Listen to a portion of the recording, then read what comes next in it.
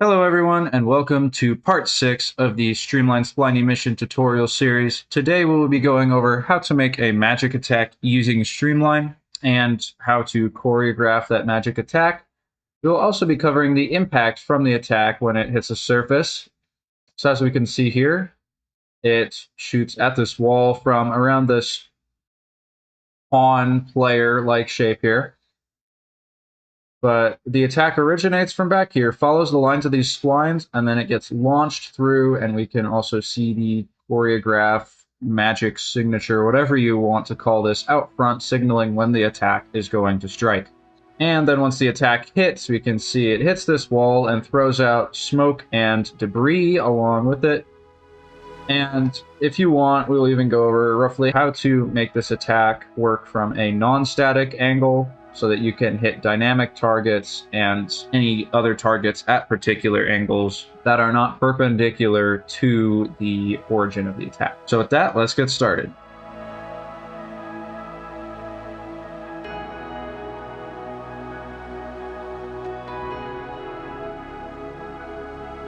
Okay, so first things first, let's go ahead and take a look at this system and break down what is really going on. So first, we will see there are these spline systems built out around this character here that's mimicking whatever character you really choose. It would just be set up around this character here. So there are 3 systems, all of them rotated 1/3 away from each other. We have this one is rotated 1/3 from this next system, and then this next system as well. And all these systems shoot out their particles in sync, and then they kind of swirl here. You can see the design for the swirling as the particles go along, swirls in right there, and fires at this wall in this case. And then also when it fires, we see this insignia that says, hey, this magic attack is going to fire, and it will flash brightly when it does. So this kind of gives you a countdown, especially if this is in a game where it's PvP or this is like a boss fight or something, and you need to signify ahead of time what's going to happen so the player can react. This is a good way to do that. So that way they have an understanding of what's coming and they have a little bit of a window to do something. And this is, the shape inside of the circle is built out of this spline right here, this diamond we see right here. And then finally, the projectiles get shot out, and then they collide with the wall, and then we see several debris systems working here. We have these cubes that fall out of the wall. We have these sparks with trails here that bounce out right there, and we also have normal sparks that bounce out, and finally we also see we have smoke erupting from the wall as well. So this is our magic attack system. There is also the choreograph system. This is not a singular system that works to achieve both of these 2 things. These are 2 different Niagara systems using Streamline, working together to achieve this one singular effect. So this is the magic attack system. We can see it has 7 different emitters here. These 2 emitters are their own individual emitters, and then these last 5 are very, very similar, so these are pretty quick to make. They're just the different collision effects. It really is the exact same calculations being performed just for different rendered particles. So these last 5 will be pretty quick. And then we also have our choreograph over here, which we have a emitter for our circle and an emitter for the spline shape within the circle.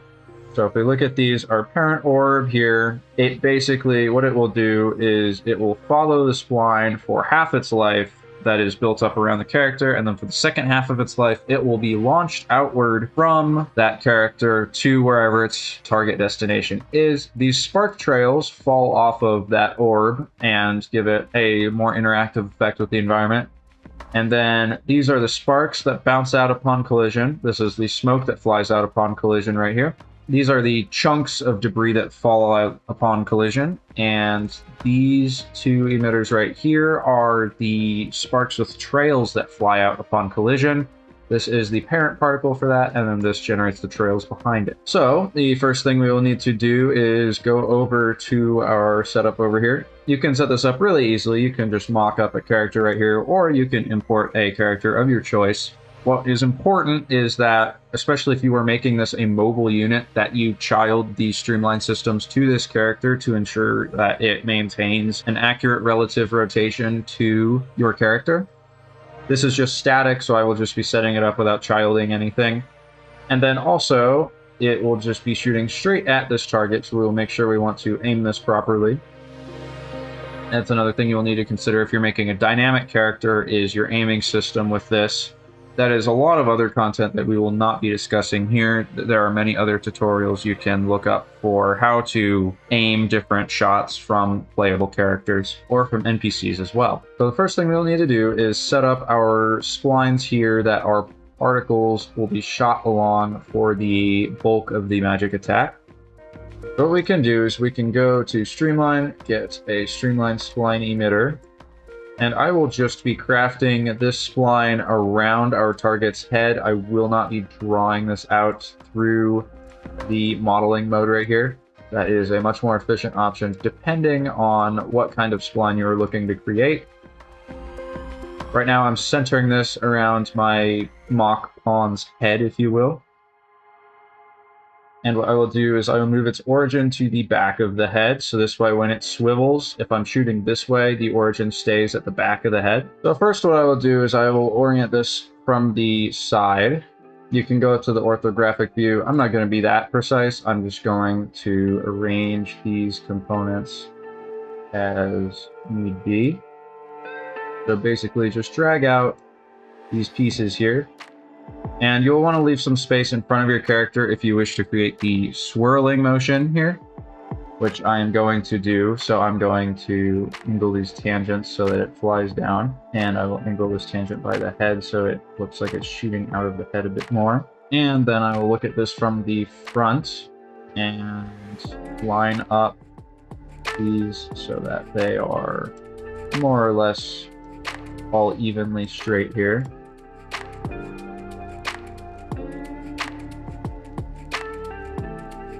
We'll get done here. I will turn off snapping here so we can get some more accurate movement.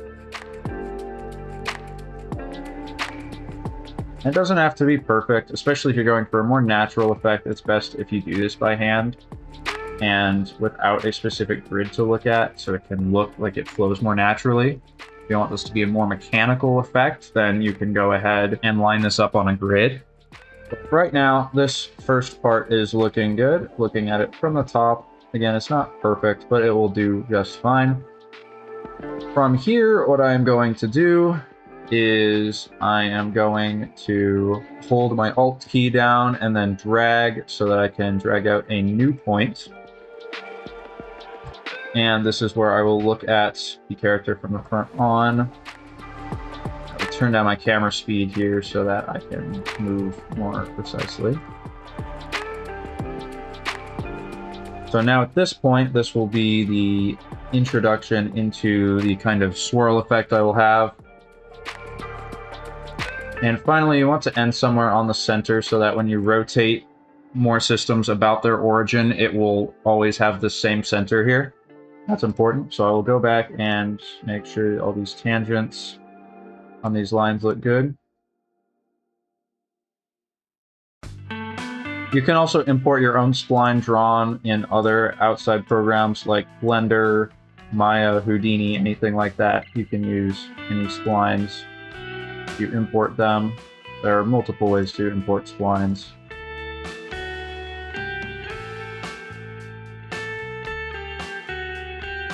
Finally, let's make sure this lines up from the front. Camera speed back up to normal. And it kind of overshoots it a bit there. I don't want that, so I'm going to drag that back a bit so it more naturally flows into there. And that will be my first third, if you will, since when you look over here, we have 3 of these systems. So now what you can do is you can rotate as many of these systems as you want around the head. It's best to have an odd number, since if you have an even number, then you are guaranteed to have some systems that will be clipping through the body of your character. If you have an odd number, that means you will not have a system that is on the direct underside of this, or flipped 180 degrees down this way. So that way your character's body will stay out of the way of this system and give it a more immersive feel instead of just particles clipping through your character, since often that will probably look pretty fake. So what I'm going to do now is I'm going to rename this to Magic Attack 1. And then what I will do is I'll speed this up for you, but I will be duplicating this 2 more times and rotating them roughly 1/3 around this way each time so that we can get a good distributed set of systems here. And now we have these 3 systems set up, and we see they swirl right here pretty tightly. These center points are not aligned. You can go back in here and just realign them real quick into the center and turn off snapping so that way it will work easier. Grab this point right there, move it in, and finally grab this point right there and move it in. So now, when we shoot particles along these splines, they will come out from behind, and then they will all swirl and meet together in the center, and then shoot out this way. Okay, so we can worry about choreographing later. We can save this, and we can go and create our Niagara system we would like to use for this. You can start with a fountain system again. We will be creating this completely custom, so it won't really matter which you start with. Fountain's just easy to start with since it starts with just easy circular sprites, which is something that we will mostly be working with for these systems here. So we can call this Magic Attack Vex and open it up here. Right now we just have our fountain system. What we will want to do is we will want to make this first system here our parent orb system. The first thing we will do is we'll want to spawn this system instantaneously, so we can do spawn burst instantaneous. We only have 1 particle every time, and then we will want a loop duration, but we also want to delay so the attack isn't constantly shooting. Unless you want a rapid fire attack, then you can turn down this delay so it will happen in a much more rapid succession, although that may make choreographing this system later on a bit more difficult. So for now, I'm going to set this to 2, so we will have 2 seconds of the system in action, and then we will have a delay of 2 seconds afterward. So then we can come down here, we can initialize the particle, and we will not need any shape location for it or initial velocity. We will be determining that by using custom math later. So we will want our lifetime to also be 2 seconds. This is very specific for how we are shooting it. If you want to shoot this at a more dynamic target or more dynamic range, you can have these lifetimes set so that this is a one-off emitter and only activates once when you tell it to, and then have the lifetime set for a very long time or until it hits something and then it will die. But since we have a very specific setup here, I'm going to just go with these specific lifetimes to make it easier. For the color, we have a very bright color from our parent orb that's shot along here. It's kind of like a bright purplish pink. So what we will do is we will actually multiply the linear colors here by a scaling factor so we can make it much brighter, much faster, instead of having to go in here and manually type in things, since these sliders don't go up past 1. So I am going to go ahead and make a kind of purple pinkish color here. Get red at 1, blue to about 0.3 something. Hit OK, and then I will scale these up to something like 500 here to give this a lot of power and glow to it. So that way it can feel more energetic when it is shot out. Mass mode, we don't need to worry about that. We can unset it. And our size, we will want to be a uniform size of about 25 so that it has some good size to it. Next, when we go down here, we won't need to scale the color of this particle, nor will we need gravity. Our particle state should be good as is, and we are good to leave our drag at 0.25. What we will need in here, though, is the follow spline module, so that way this particle can follow the spline that it's on. We won't need to worry about applying spline orientation here. And since we want our particle to stay on the spline for half of its life and then shoot off into the great yonder with the last half of its life, we will make sure that this spline U here is set to a multiple of its normalized lifetime. We'll go down here to our particle attributes, grab its normalized age, and we will multiply it by 2 so it will stay on the spline for half of its age. After that, it will be off of the spline since it will be over a 1 of the u coordinates. 1 is the maximum u coordinate allowed. Now what we will want to do is, since this is a static system, I want to tell this Niagara emitter here what direction we're shooting in. You can do this dynamically through blueprints or C++ for a dynamic character that's moving around. But I'm going to create a new vector user parameter here that is called aim direction. And this will just be a vector that says, hey, what direction am I looking at? And what direction is this particle going to be traveling once it is shot away from this spline that it's on. With this made, we can now work on having the particle fire in a certain direction. So the first thing we'll want is a switch for this emitter saying when the particle is ready to be fired and can have all of its firing modules work in this stack. So we will want a do once module here, put it right up under the follow spline, and our trigger condition will be when the normalized age is greater than 0.5. So we can set Boolean by float comparison, and we will check our particle's normalized age versus a value of 0.5, and then this will set these variables up here that we can then use later on in the stack to activate more modules. So the first thing we'll want to do is shoot it in the direction that we are aiming. And so to do that, we'll need to apply a force to this particle, and I want this particle to speed up over time, so I will continually apply this force to it every frame. And this will be done in the aim direction and should only be active once our do once has executed.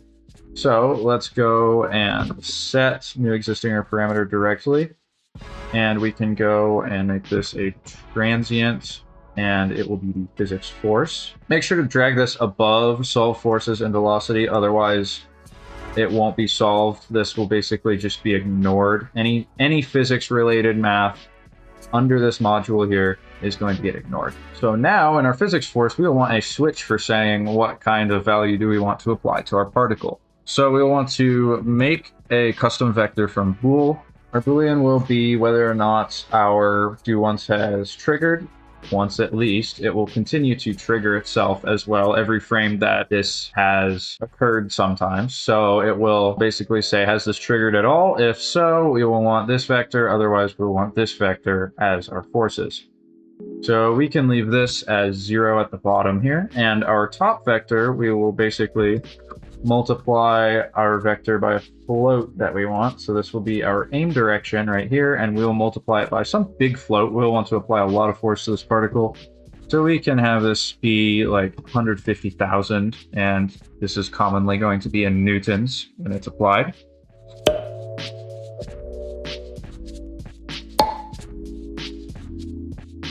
And then while this particle is fired, we will want to generate a location event so that we can have the sparks follow this particle. And when this happens, we will want to go up to our properties and make sure persistent IDs is checked so that we can get rid of all these errors and particles are properly sorted from these events. And we only want this location event sent. First of all, we want it sent every frame, but we only want it sent if our particle has not collided. How do we know if our particle's collided? Well, we need to have a parameter in here determining that. So we will need to add a collision module, and we can drag that up here. And this collision module will add the has collided trigger here. And so if this particle has not collided with anything, we will then want it to send its location to the sparks system so it can follow this parent orb here. And now, if we think about it, we also want to make sure our physics force isn't applied once this particle is collided either. So what we will want to do is we will need to go here and make this a Boolean AND operation. And what we will add together is our triggered once Boolean and not has collided. So adding these two things together, that will get us the state that the particle is in where it can have sparks spawn off of it. So basically, once it is shot off and has not collided, we can have sparks follow this particle. And now in our collision, we can have the ray traced collision, and If this particle is going really fast, we will probably want to turn up our trace length to 1000, and we will not need this particle to rest, so we can turn that off and just save some processing there. And our advanced aging, we will set this to 50, or we want our particle to die off, most likely pretty fast when it collides. If you want it to bounce around, then you can set this to a lower value so that it can live a bit more once it's hit something. Friction and bounce we can leave the same, and everything else for our collision should be set. We also want to make sure that we send a collision event so that our collision emitters can know when this particle has hit something so that they can activate. And we are good to leave these parameters as is. So if we save right now, we can go back to our Streamline systems here and add our magic attack systems. Okay, so you'll notice these systems are working. The particles are spawning. They're coming out along the spline, swirling, but then they're getting stuck here in the center. There's two things we can do to fix this issue. First of all, we'll need to set an aim direction, since our aim directions are not set.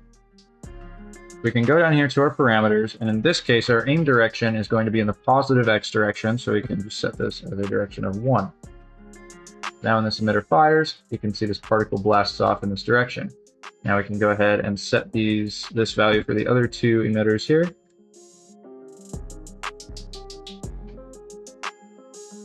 These are not in sync. The best way to sync these up is to reload the map, and you can, again, artificially sync them through Blueprint if you're using this in something like a character where they're firing it.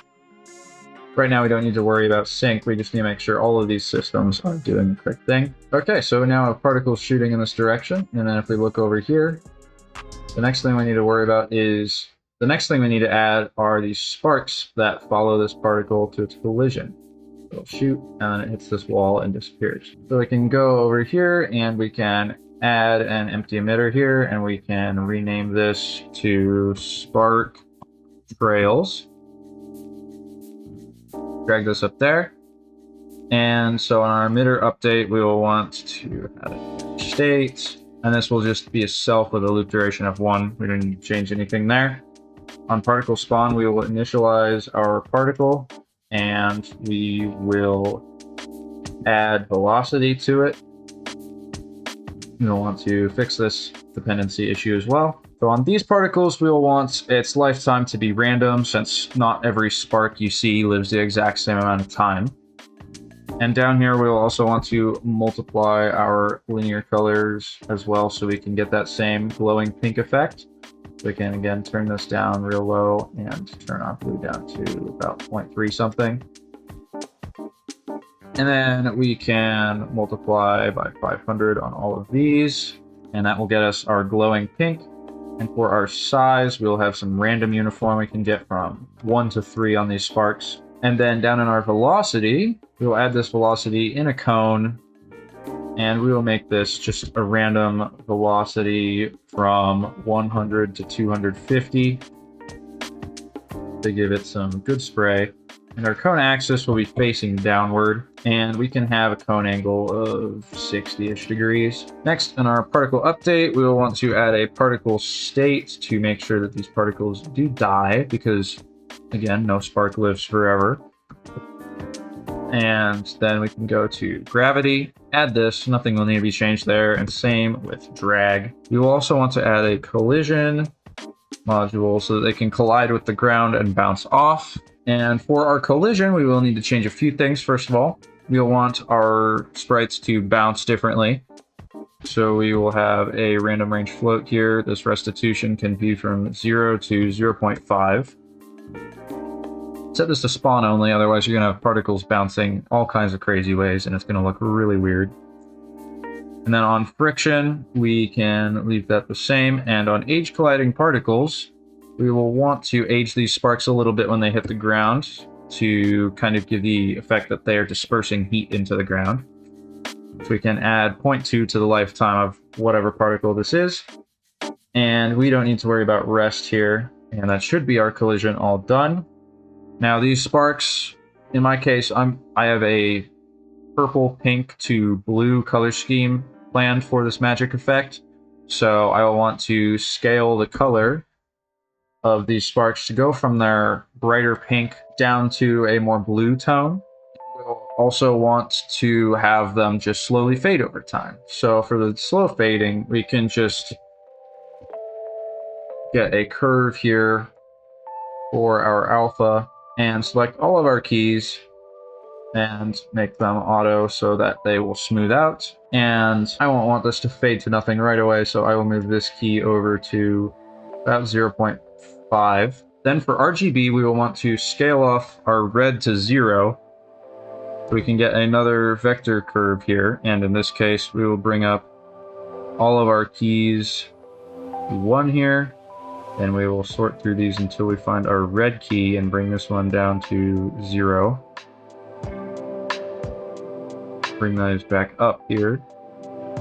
And then at about 0.4, we will want our red to start tapering off to nothing. And about 0.7, we want our red completely gone. And select both of these keys, make these auto so it's smoother. And that should get our particle fading to blue after a while. And then this way, when it also hits the ground, sometimes its lifetime will decrease fast enough where it will kind of look like it just becomes blue upon impact with the ground. So this will give a more interesting effect there. And also, we will want to stretch our sparks with the speed that they're traveling at. So we will scale sprite size by its speed. And we will want our minimum to stay there. And we will want, when it's going faster, we will want it to look more compressed. We'll have a small x and a large y. And we can keep this velocity threshold. And lastly, we will put on a sprite renderer. And we can leave this as is. This all works, except nothing's spawning. So to fix this, we need to add an event handler. This event handler will pick up a location event from the parent orb. And this will spawn particles. And we'll have a random spawn number. Since it's sparks, we want to keep it fairly random. We'll have a spawn number maximum of 5 and a minimum of something like 2. And then we will want to receive a location event. And also we will want to kill our particles that are spawned in just due to some issues with them spawning behind the character. So what we'll want to do here is we will want to set a boolean by float comparison, and we'll want to see if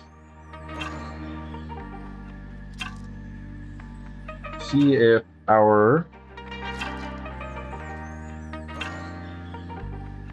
float 1 from our collision module is less than 0.25, and that will prevent some of the back spawning of these sparks on the character.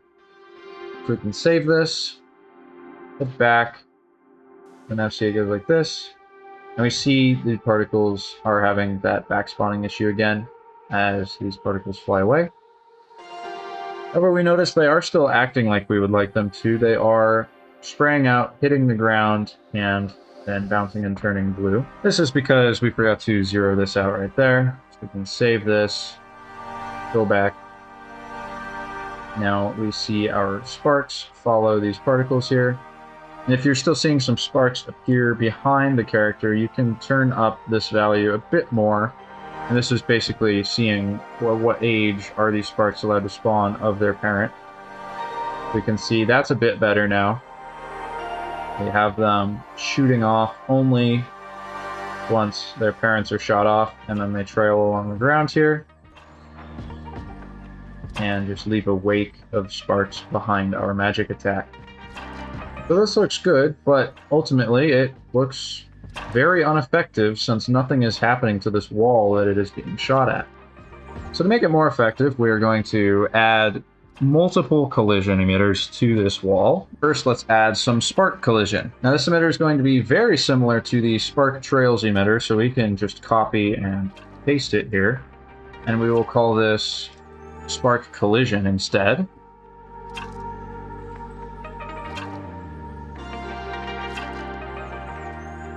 And these particles, we want to have them have a bit more of a sense of heat coming with them, so we can make this more of an orange here. And then we can follow the same spark procedure here. We can also turn up the lifetime of these particles. And in this case, we will want these particles flying out much faster than before, so we'll set this to something like 250 and this to 750.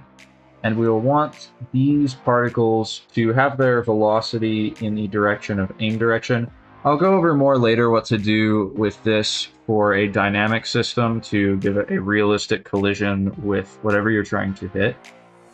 And then the cone angle we will turn up as well, since in this case there's very little stopping the force spreading out, so it's going to be a pretty wide angle of explosion. We'll also want to set some different friction values here, so we will bring this to about 0.5 something and bring this up to about 0.16. And lastly, instead of the event handler being a location event, we can get rid of this, and we will not need to kill these particles for any reason. We can go over here and grab the collision event of the parent orb instead. And here we'll want a good number of sparks, something from 75 to 60. So we'll also want to receive the collision event, and then we'll need to tune these a bit more to make these sparks a bit more specific. So first, on a scale sprite size by speed, we will make these sparks a bit larger, 1.5 maybe. And this will be 1.125 or 1 1/8 and 3. And then for our scale color, we will also want these particles to fade down to blue. So what we can do is we can grab our green keyframe here, make a new one, and we can key our green down to 0, probably by around 0.5. And also move this blue out of the way, grab our green down here, bring it down to 0 again. And then on alpha, we will want to make sure that this is scaling down from about 0.6-ish. And also, we will want to make sure that these particles are velocity aligned, as well as these particles here, so that they follow the direction that they're bouncing in. And for whatever reason, sometimes what you'll need to do is you will need to change this position offset to be some number, and it can help the collision along this wall here work more effectively. Right now, our sparks aren't flying out that much. I'd like them to fly out a bit more, so we can give them a bit more velocity, so we can bring their velocity up to 1,250. Give it a range of 1,000 instead, and when it shoots now, hits the wall and explodes outward. As you can see, compared to over here, similar. Our sparks are not fading to blue really though, so we can go to our initialized particle and make sure that there's just a tiny little bit of blue involved in the color, so that way if there's none, it can't scale out the other colors and have blue left. It will turn into nothing. So the particles hit and then they fade to blue. They hit, fade to blue. This way we are keeping with the kind of purple-blue oriented color scheme of this. Particles could fly out a bit further this direction. Again, all we need to do is turn this down a tad and turn up our maximum velocity a lot. This will get us a bigger explosion. You can see that's quite large. Probably need to turn it down a bit.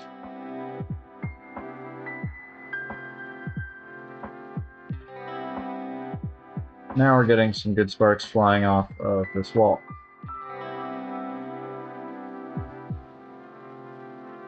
Now if we look over here, we have some more effects still from this wall. We also have these cubes that fly out of it, kind of looking like it's taking chunks out of the wall. So to add these, we follow a system similar to the sparks, except we will more or less replace it with cubes. So we can go over here, we can duplicate our spark collision emitter, and we can rename it to chunk collision, since this throws out chunks of what we've collided with. That 001 out. And then in initialized particle, we'll want these to live for longer, since they are, they're pieces of material. They wouldn't just disappear immediately. So So we want these to live a bit longer, and again, you may need to keep this position offset thing to get their collision working properly. It really depends. What these numbers are for is sometimes when it ray traces things, it considers the collision of your character. So if you choose numbers that can move around the collision of your character, it will, for whatever reason, be able to go around your character but still end up in the same correct position. It's pretty strange, but this works. Now we can go on down, and instead of any sprite attributes, we will be setting mesh attributes. So we want random uniform sizes of 0.01 to 0.1. And we'll also want to add velocity in a cone, something from 100 to 500. Also in the aim direction as well. And we'll want to scale our mesh size. And we can get rid of scale sprite size since this is not going to be sprites anymore.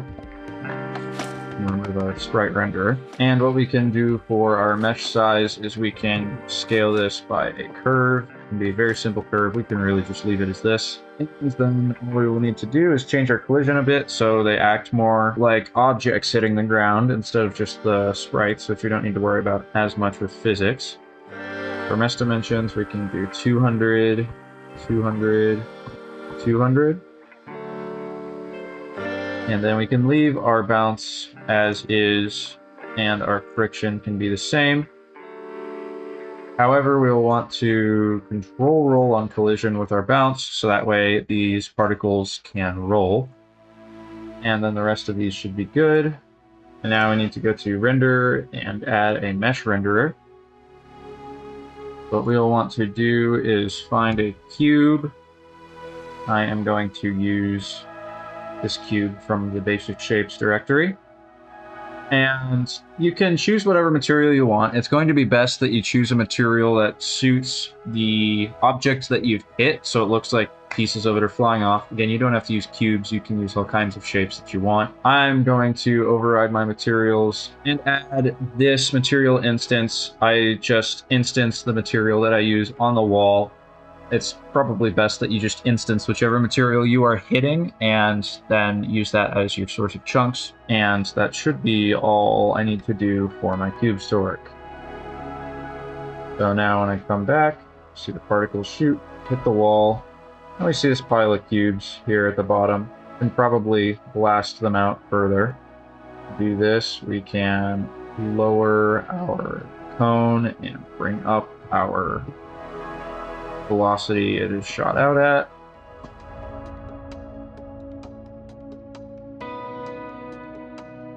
Now when it hits the wall, we see cubes falling out of the wall, giving it the impression it's been damaged by this attack somehow.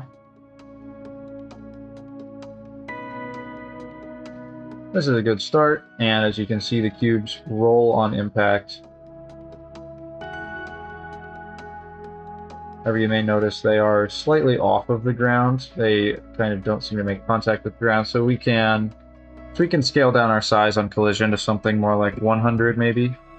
If we leave it this way, that way they kind of become more part of the ground rather than floating above it when you look closely. So now if we wait, we will see they're now touching the ground at least. Obviously, if they land on their corners, they're going to seem to be up by some amount. But overall, this is a pretty good effect. The next what we can add is we can add the smoke. So to get smoke, we can duplicate our spark collision module again. This time, we can call this smoke collision. Instead of our spark sprites, or just our default sprites, I'm going to use the M smoke sub-UV black body. It just comes default with the engine. You can use any smoke you want. This one, in this case, is just a tiled smoke animation. Change this back to automatic alignment. And for our sub-UVs, since this is animated, it is an 8x8 tiling. We can set it to this, and it will animate over its lifetime. So for these, when we initialize it, we will want to set this to white with about 0.5 alpha. And also we will want to turn up our sprite size to something like 100 or 200, because otherwise these smoke particles are going to be very difficult to see. Then our velocity, we can leave it to something like this. And we will also want these particles to rotate since they're smoke. So we can add a sprite rotation rate module, and we can set this to random range from -50 to 50 degrees. And we will not have gravity on these particles since it's smoke. Just to note, make sure that these drag units are turned down. When I put them in, they were larger. And we will not need to scale our sprite size by speed. And also we will want to make sure we are spawning the correct amount of particles, so we'll probably want to range from 45 to 30. And while I'm on that topic, we should turn down our chunks to something from 30 to 15 as well, since we are currently getting a lot of them. However, we will want to add some dynamic material parameters we can grab off of this smoke, and we will want to change its temperature over its life from being fairly high to basically nothing by the end so it can fade away. This way the smoke will kind of glow at first, like there's some fire going on. We can grab a curve, and we can just make these user keys or auto keys so that it's a smooth decline. And when we are making this curve, we'll want this key here to be much higher than 1. So we will want this to be at 2500 Kelvin, so that way our smoke glows a bit. So now when we check this out, we will see it blows up the wall, and we get the smoke flying out, and it starts out orange a bit. Kind of silly effect of, again, that energy and heat coming off of the impact. The one last set of emitters we'll be adding for our collision here, just to make it a bit more interesting, is going to be our sparks with trails. You don't have to add these. These are purely cosmetic, and if anything, make it a little bit cartoony, so you can use this for a, less realistic looking circumstance, but a circumstance where you want a more stylized explosion. So we can duplicate spark trails again. However, this time we will call our emitter ribbon collision parent. This will be the parent particle for our ribbon rail. And so in our initialized particle, we will want to go here and we will want to set a more fiery color. So we can do red 50, green 2.5, blue down to 0. That'll get us a more fire-like color here. And our size of this particle can be from 10 to 12. We also want to change this lifetime to 5 to 10 so it can live a while and draw out a good ribbon. And we want this velocity to be a bit higher, so probably from 300 to 800. And in the case of this cone, we'll want it to be a bit different so these particles really fly out of the top of the explosion. So I'll set the cone size to 45. And what I will do is I will multiply vectors. This will be the aim direction, and then I will want to isolate its z component, so I can get a cone along the z component of this aim direction, and then it will explode in a more upward manner. And then gravity and drag we will want to keep as is. For collision, we can turn these up to the 5 and 0.1 something. Keep that advanced aging rate, and our collision should be good. And then on scale color, we will want to bring down the Y as well, down to 0.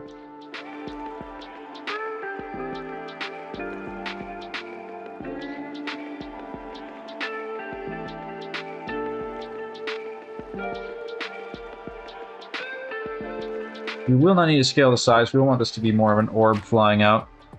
However, from this to get the ribbon to work, we'll also get rid of our kill particles too. To get the ribbon to spawn from this, we will need to generate another location event from this system, and we will send this every frame, and we will delay before sending events because the ribbon can get caught up and tangled if we don't sometimes. Kind of odd how it works, but it does. And then in order to fix this error, let's get persistent IDs working for this system, and also make sure we switch this to the collision event of the parent orb right there. Delete this and receive a collision event, and also don't forget to add that little bit of offset so that it can collide properly. And then once we have this emitter set up, let's go ahead and add an empty emitter. We can rename this to be ribbon collision.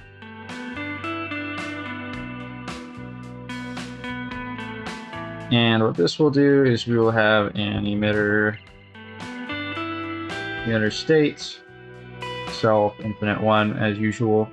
We'll also initialize the particle here, and then particle update. We'll have particle state and solve forces and velocity. And we will want to add an event handler so we can receive a location event from this. We'll spawn a particle. This will only spawn one particle. Make sure it only ever spawns one particle, otherwise your ribbon will get its order messed up. And then you get a jittery ribbon, and that never really looks that great. And then you'll need to receive the location event and render out a ribbon. So in our initialized particle, we want this to have a lifetime of 0.4. We can copy this color from over here into here as well. And now we can also probably turn up this velocity a bit more, 500 to 1,200. Put that there. Now we will see we have these ribbon particles flying out. Going to increase these by a factor of 4 so we can really see them fly. So we can see that might actually be a bit too much, but they do have ribbons behind them, and that's very good.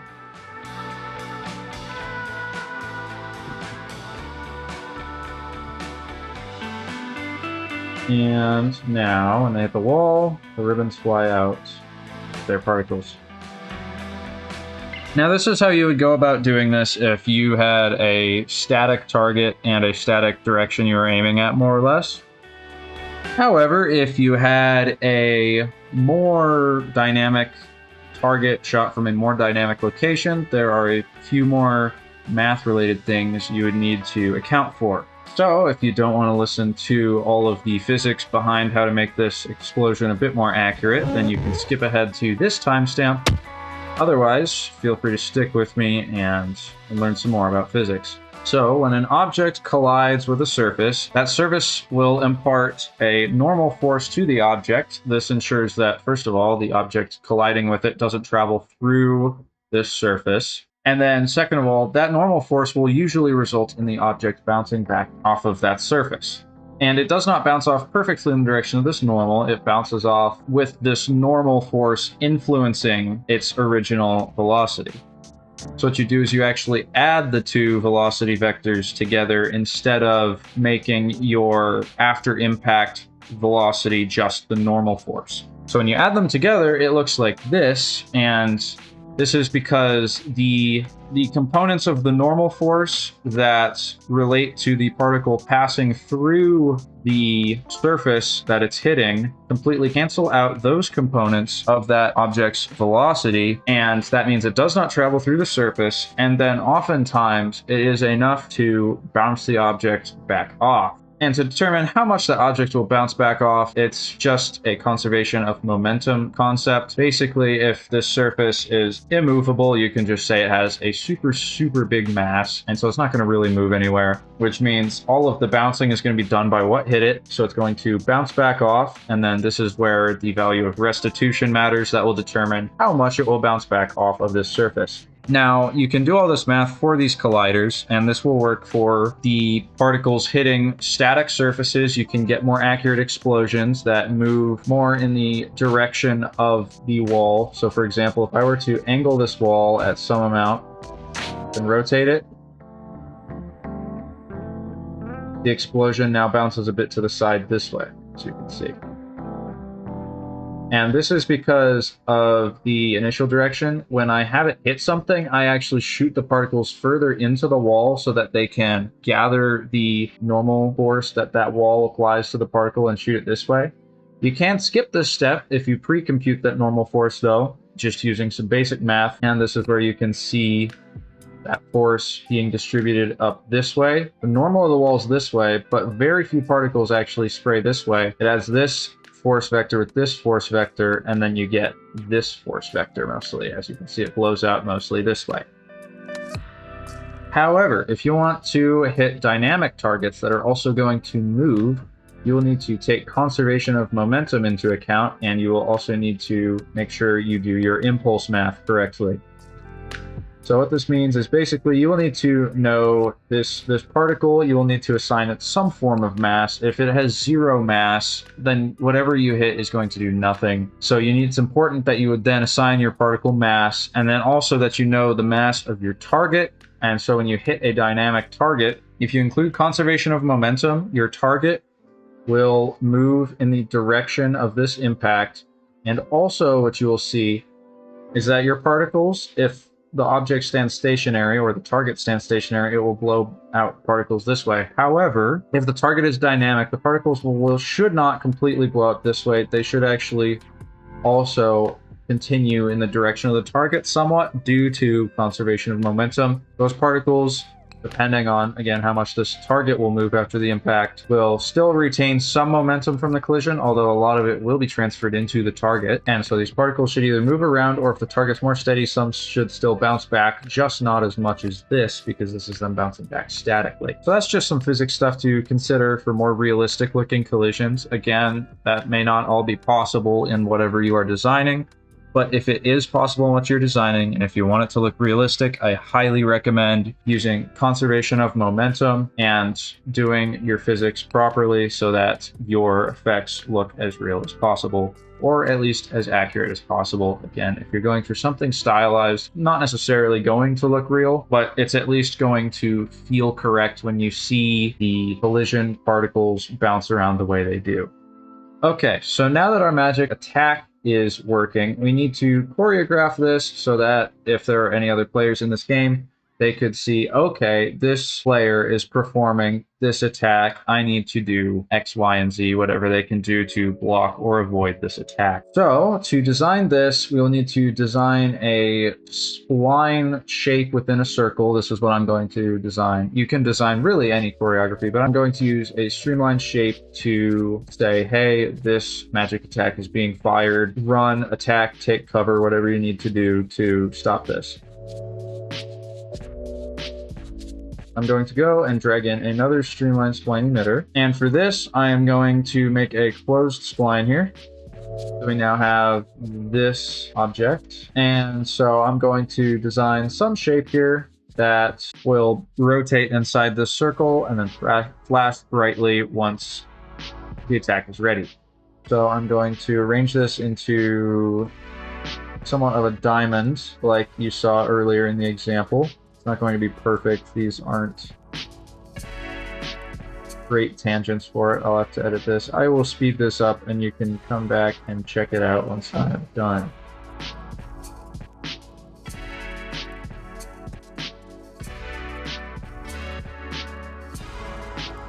Alright, so we have an okay diamond here. It is certainly not my best, but it will do. So we can arrange this diamond in front of our character here.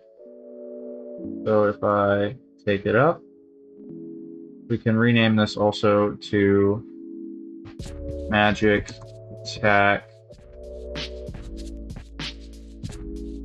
Choreograph. We can move this up here. We can also recenter it to the origin, so I can rotate this properly, rotate it up like so, move it in front of my character. We look at sizing. It's really going to depend. You can scale the spline mathematically. It doesn't matter the ultimate size of it. It just matters that it's centered so it can be projected outward a bit more. So we have this spline centered.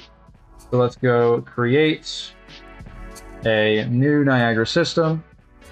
You can also use a fountain for this. We can call this Magic Attack Choreo FX. We can open this up. We can close this. We won't need this anymore. And so we start with this fountain, and we can set the spawn rate to 100. And our emitter state, we will also want to make sure matches that of our magic attack, which is a 2-second loop duration with a loop delay of 2 seconds as well. Next, when we initialize these particles, we will want to set it to that brighter pink color. I have it pasted from the other emitter right there. You can look at these values to make it yourself. And we will want our lifetime to just be 3 seconds all the time. And we'll also want our size to always be 10. Now we will go to our shape location, and we will want, this is going to be our outer circle, so we can name this circle fill. And our shape location will be a ring/disc. It will be a circle with a radius of 25 with direct distribution, and the U position will be the product of the normalized loop age and 2. And so this way, once half of its loop age again is taken up, it will be fully complete a full circle. And then we'll also want to kill these particles once it goes past this point where the circle's full, because we want the circle to kind of just dissolve into space and no more particles to spawn. So we will kill particles, and we can set Boolean by float comparison. We'll check if the normalized loop age is greater than half. If so, we don't want any more particles. So next we'll want particle state. We can get rid of our gravity, keep our drag, however. So now what we'll want to do is we'll want to scale our sprite size over time. And so we want these sprites to stay at their maximum size till about 0.6, and then we don't want them to fall off into 0. And then we can go and highlight these, make them all auto. That way it's smooth. And then we'll also want a do once to trigger once that condition where it starts to dissolve is met. So we will want to copy our same condition from kill particles into our do once, paste it into here, and then that will be all for that section. Next, we'll need to scale our color. And so our alpha, we will want to scale this from 1 to 0 between 0.8 and 1. However, our RGB, we will want to get a curve for this. And this curve, we'll want to be a bit different. We'll want it to be 0 the whole time. And we will set these keys at 0.45. We want this a bit tighter. Then we'll want to add a key right here for each one of these where it jumps up to 1.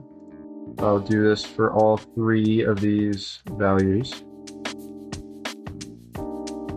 And then we will want it to fall off back to 0 around 0.9. And we'll want to set this as an auto and this top as an auto.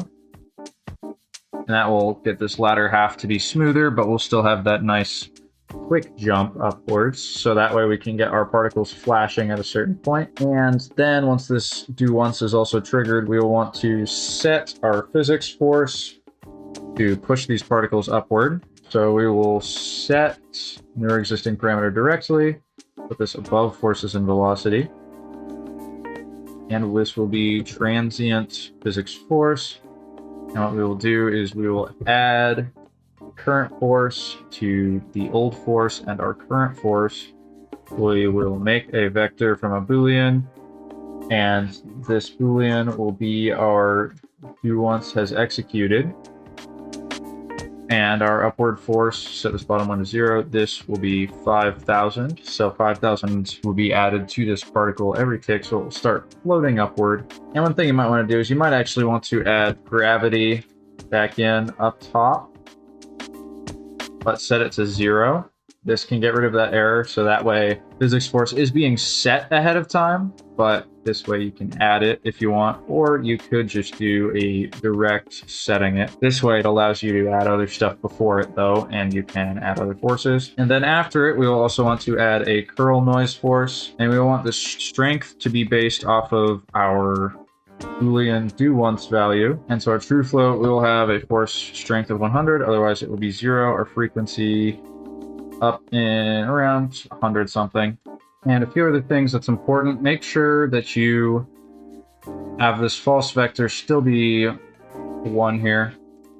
And scale color, don't have this as the normalized age, make sure it's the normalized loop age. And now it may look like we're done with our scale color curve, but what we actually need to do is we need to move this entire curve up.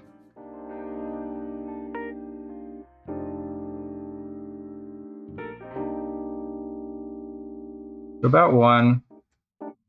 Move this back up there, set that back to an auto. And then make a key there and have that move back down. And then this peak, you'll need to send this up to 20 so we get a good flash out of it. Now once that is saved, we'll see it draws out the circle and then vanishes like so. And in this case, you'll want an axis of z of 1 and a angle of 0.25 or the equivalent of 90 degrees if it's normalized. You could also just set this to degrees and have this rotation be 90. It's the exact same effect. Might turn up the radius to 75. Also, an important thing is to make sure that this is checked off so that the velocities are correct for the system. So now in the editor, we can go and attach this system here. And right now it's offset a bit, so we can move this up so we can get it. Obviously it's not timed either right now. We can do that later. Now what we can do is we can duplicate this. We can call it spline fill. In this case, we are going to spawn burst instantaneous. You'll have 100 particles, and our shape location will, in fact, be shape location spline. So shape location spline, and we will use a random distribution of 100 particles over the entire spline. Our scale, we will need to play with this a bit to get our spline to be the right size to be within our circle well. That's really just depends on size of the spline, but it's pretty easy to scale up here. And then what we'll want to do is we'll want to set our particles position here.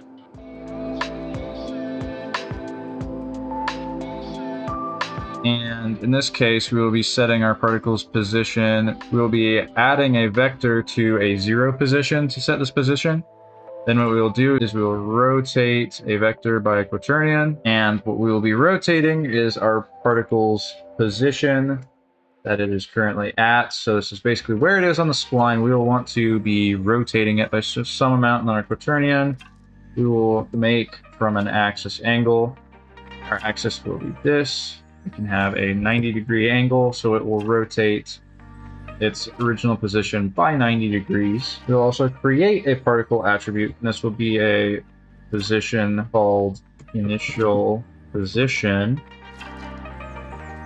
This will tell us what position this particle was in initially, so we can set this later in the stack. We can get our initial position, and we will just set this to our current position. This is so we can save wherever this was initially earlier. And then what we will do is our sprite size, we will have this come in from 0 up to its maximum size and then back down. Our do once will remain the same. We will also keep a 0 gravity. And for our physics force, we will add this at a bit lower force of 2,500.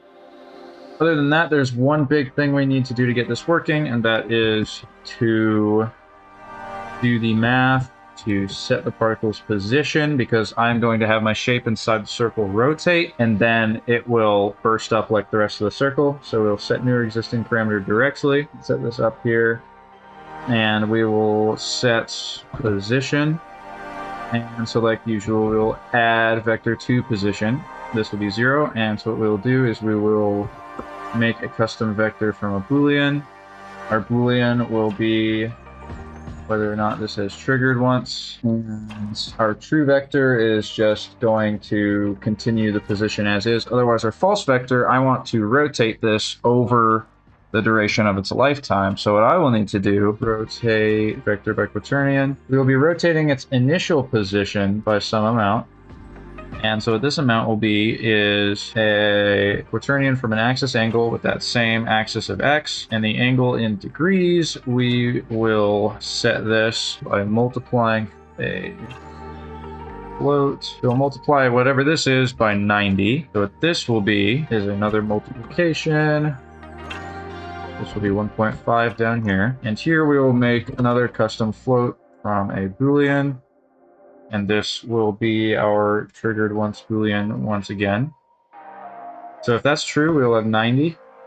Otherwise, what we'll have is our normalized age times 2. So we will take our particle's normalized age, multiply it by 2. So now if we look at our preview, we have the center core, and that is going to essentially be what follows our spline. We don't have a spline defined, so it just goes to that center point. For our initial particle, we can set this to something a bit bluer. I have copied this value from the original Magic Choreograph. So most likely what we'll need to do now is we'll just need to scale our spline by some amount so it can be easily seen. And lastly, make sure that your emitter is set to local space so that all of these transforms work properly. Now, as you can see, we have this rotating. I'm probably going to change the direction that that emits into. As simple as doing that. Not synced, but it works. I am going to sync it up by switching to a different map. Be right back. And it's all synced up.